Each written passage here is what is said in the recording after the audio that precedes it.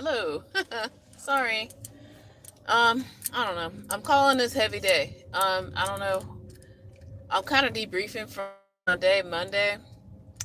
Um, yeah, it's a bit of a heavy day in a lot of ways. Had a situation at the apartment that not our fault, but we definitely need to make sure something's happening now that utility back and running properly. Okay, he said he went to the weight room and all this other stuff, and the sink is full of dishes from days and days and days. I don't, that's one of my things, one of my boundaries. I'm not washing his dishes for him at all. If I'm cooking certain things for him, I'll cook those dishes. Anything else? No.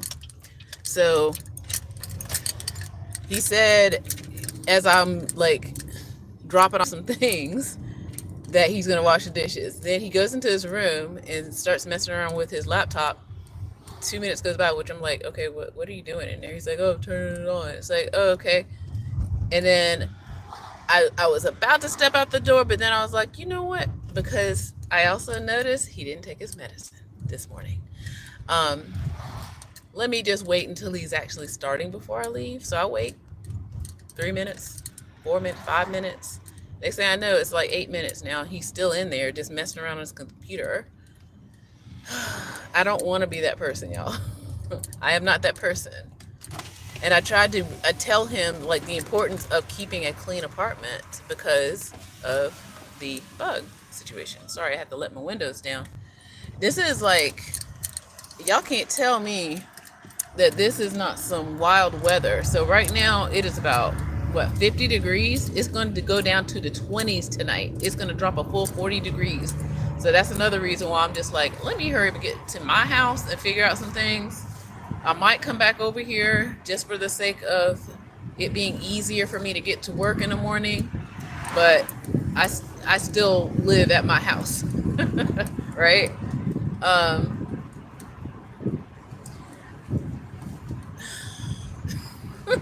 I'm breathing, okay? It's a heavy day. Like I said, I'm calling it a heavy day for a reason. I don't want to snap on him because he's acting like a teenager. I already talked about this morning about he is a middle-aged man who thinks he's a teenager, legitly, and I don't know. I don't want to be. I don't want to be his mama. Okay, I'm not the mother, but I'm not going to. And this is what gets me: that he gets lonely and he wants me to be over there. Okay, he gets lonely and he wants me over there. But I'm just like, I need a clean apartment. I'm not going to be over there if it's dirty and disgusting.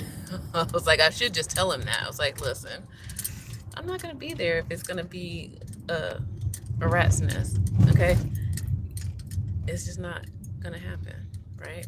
All right, I know it's dark, y'all. It's like I said, it's sunset and it's cloudy. It's looking pretty nasty out here. Like I said, it's probably gonna drop a good 40 degrees tonight, and I'm just trying to get back to my house to get settled in. When you live in two households, luckily I chose how close it is. Um, Luckily, I had the opportunity to be able to get him an apartment that is close enough uh, to where my house is, and it makes it convenient too. Because sometimes if I'm just not in the mood to be bothered with whatever he's doing, I can just go home. And I hate to say this might be a night where I might have to go home because if I come back in like an hour and a half, the dishes aren't clean, I'm going home. I'm gonna just be honest. Those are my boundaries, you know, because I'm not his mother, and if he wants to live in filth, that's not okay. But I'm not going to either. All right, I see people in my chat. I'm not sure what's going on. Yeah, this car has natural tinted windows. Luckily, this city is, lenient on. It's not dark, dark. It's dark enough so that people aren't just like looking and seeing what you're doing.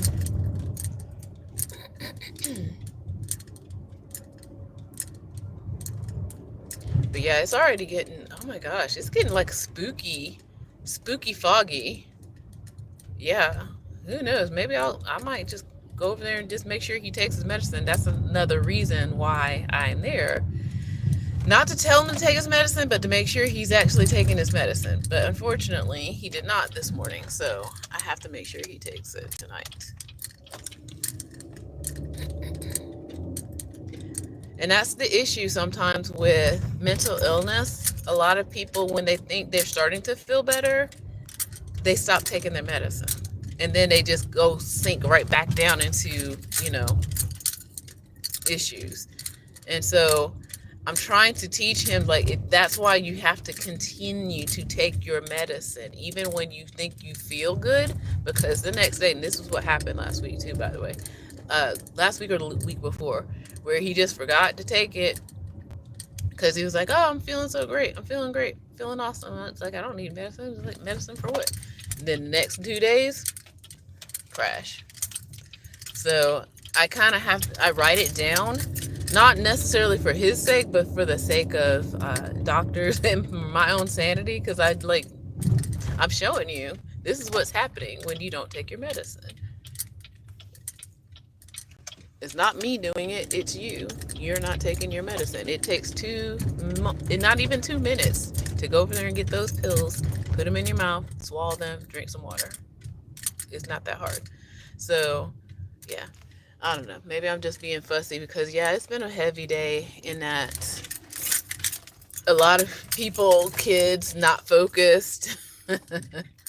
I even put on one of my shirts backwards. It's one of those days. Sometimes you got them. Now, I will say this before I go, because it is getting dark now, and I want to hurry up and bathe. Let me see what everybody's doing.